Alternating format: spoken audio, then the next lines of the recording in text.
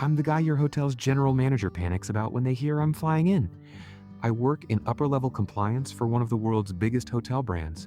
I've shut down floors, pools, bars, and entire departments, and I travel 40 plus weeks a year doing it. Ask me anything. My job title is vague by design, and most people don't even know jobs like mine exist. I oversee compliance for a major hotel company, auditing properties across the US, Canada, and Europe. My job is to make sure they're operating within brand standards, meeting safety expectations, and not cutting corners behind closed doors. If a property's failing, I escalate it. That can mean retraining staff, issuing fines, or shutting down pools, guest floors, or entire departments.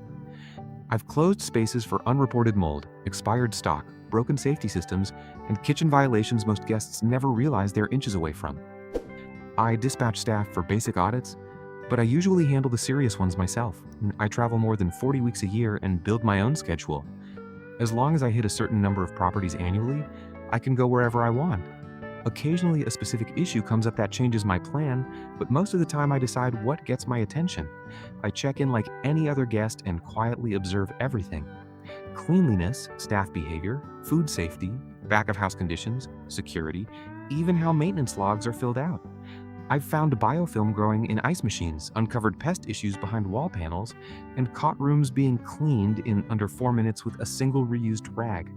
I work as a chef in a big hotel with an emphasis on conference and banquets. There is a green team to focus on recycling and waste management, but nobody from exec chef down pays any attention, and there are no audits, spot checks, anything. As far as I can see, the green team is just there for image and something they can tell the corporate clients. Is there anything I can do to raise the issue they are green in name only? My previous employer, while being an awful place to work for various other reasons, was genuinely committed to the sustainable environment strategy, and employees responded well to that, but employees here are happy because, apart from bad recycling, it is genuinely a great place to work. I've seen plenty of hotels talk a big game about sustainability, but do nothing behind the scenes. If you want to speak up, keep it practical. Suggest easy wins that save money too, like better food waste separation. Frame it as helping the operation, not calling anyone out. If your place is part of a bigger brand, even one pointed question during a staff meeting or survey can bring attention from higher up. Just be smart about how you bring it up. Thanks for the answer. Food waste is the only thing we segment well, but not perfectly. For example, onion peels in the general bin because it's beside the veg prep station, and we do get called up on it if there is a suspicious smell of food from a non-food bin. I have my annual review coming up with the exec chef, and I'll ask to be on the green team because I think I can actually make a difference. Keep the good work up. Thanks again. Seems like you make a good salary from your other comments. Is this something a health inspector for a public agency could easily transition into? Are there many positions open for this type of job? Yeah, a public health inspector could definitely transition into this, especially if you've got experience with food safety, sanitation standards, or regulatory enforcement. A lot of what I do overlaps with that, just applied through a corporate lens instead of a government one. Openings depend on the company, but most major hotel groups keep a small mobile compliance or QA team. It's not super high turnover, but when spots open up, they're usually looking for people who already know how to walk into a building and spot problems fast. Kinda a specific question, but my GM lately has been making me make spoof reservations on nights. We are nearly filled up on the most I've done is 20. I have a feeling this is some sort of fraud against the hotel I work at. Is that a fair assumption? It's a major chain. I have also seen this used at the owner's request to help wash dirty money.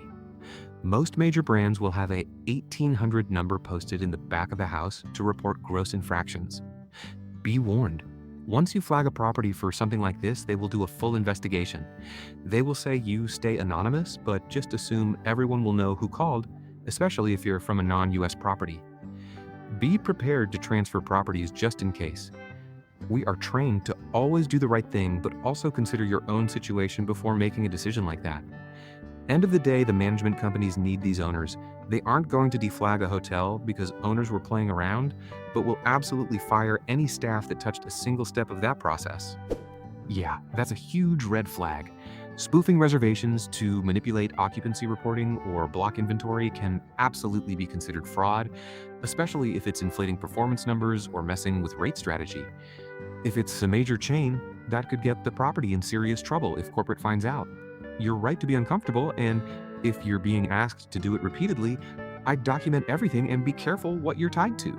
Can you explain what spoofing reservations is? Spoofing reservations is when a hotel manager or staff member fakes bookings in the system to inflate occupancy numbers.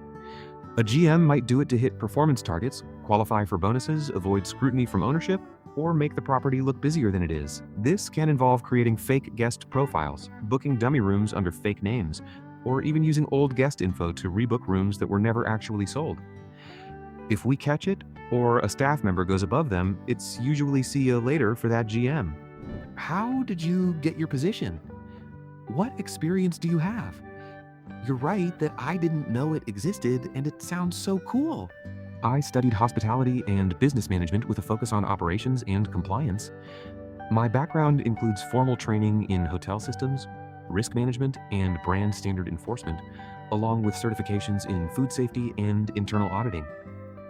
I've also completed advanced coursework in crisis response and international property oversight. My education gave me the foundation, but most of what I rely on now comes from years of fieldwork in real properties across the US, Canada, and Europe. Must have crazy amount of miles accrued. Favorite and least favorite airline to fly? Countries you look forward to and don't look forward to? How long do each inspection visits last? Singapore Airlines is absolutely unreal. Highly recommended. Spirit? No thanks. I adore so many countries, but I love Italy, Greece, Australia, so many. I had to do an audit in Nigeria a couple years ago and was robbed. Didn't love that. Do you spend all day in the hotel finding things, or do you get time to explore whatever city you're in? Is it like work during the day and vacation at night? Or is it all just work since you mentioned not having much of a personal life? My hours are conventional because hotels don't operate strictly to 9-5. So I've got things to do on and off at all hours. That being said, I get a fair amount of downtime some days. During that time, I do tend to explore the city I'm in and surrounding areas. I tend to have a rental car in most places. A few I don't unsafe outside the hotel or whatever, so I can explore quite a bit. What is the worst thing you've seen? Like most unhygienic, worst to not follow guidelines, etc. There are honestly too many to choose from, but one that stuck with me was a kitchen where raw chicken was being stored in uncovered bins directly above uncovered produce. Same walk-in had standing water on the floor, mouse droppings behind crates, and an employee actively rinsing a mop bucket in the food prep sink. It's so disgusting. What the holy hell, people? You sound happy, but I've always thought inspector was the most miserable job in the world, which is it. I mean, it's a good company, so most of the time the properties are doing well. That being said, I've been to over 100 countries, every continent minus Antarctica, etc. So the amazing whirlwind of a life I get to live is worth it for being the boogeyman. How many auditors are there in your company? Do you book under fake aliases? I'm going to say between 30 and 60, so as not to give away the brand.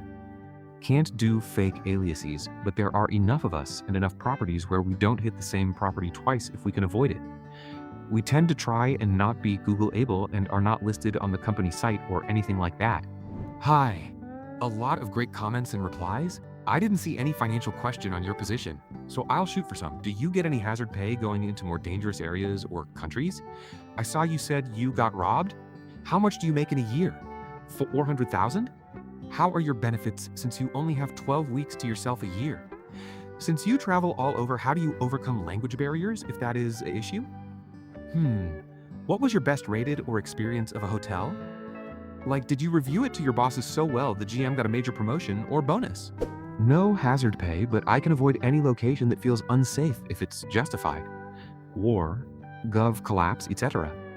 I'm well compensated with bonuses and solid benefits, though the time away is the trade-off. Language barriers are common for travelers, so I pay attention to how a property handles them since it reflects on their guest service. I speak 3 languages myself, so it's rarely a problem, but I still factor it in. I usually move on right after my review, so I don't always know what happens next, but every now and then I hear a GM got promoted or recognized, and it's nice to think I might have helped that happen. I also travel for work. I was at a hotel for a month where the elevator's inspection was 2 years part due. It didn't bother me, but What would you do if you ran into that? Yeah, elevators are usually inspected by a separate authority, typically the state or a third-party agency licensed by the state. They're not evaluated as part of a regular brand compliance audit. If I saw an inspection tag that was 2 years past due, I'd flag it to the GM and make a note for the property file. But I wouldn't shut the place down over it unless there were signs the elevator was malfunctioning. It's more of a liability and regulatory issue than a guest safety emergency, assuming it's running fine. Still, overdue inspections can be a red flag about how the property is being managed overall. Maybe a little off topic, but what usually happens to hotels that close? It seems like quite a few in my area closing these days or on their way out. As an example, I stayed in a Sonesta ES up the street recently while my house was being fumigated and it was in horrid condition. Did some digging around and it looks like they're getting rid of approximately 40 or so properties? This particular hotel is in the suburbs, so not a ton of draw. However, there's an excess of gyms and restaurants in the area, so I genuinely wonder what they could do with the space if they don't demo it. When a hotel closes, what happens next usually depends on its condition and location. Sometimes it just gets rebranded under a cheaper flag, but if the market can't support a hotel at all, it might be converted into apartments, workforce housing, or even leased out as a shelter. In areas like yours, suburban with plenty of gyms and restaurants, it could also end up being demolished and replaced with storage units or a mixed-use development. If the building's not totally shot, they might repurpose it for medical offices or extended stay rentals. Thanks for watching. Living in hotels and keeping an eye on the staff is an interesting job, but I've got an even cooler one. Asking you to hit that like button and subscribe. See you tomorrow. Big hugs.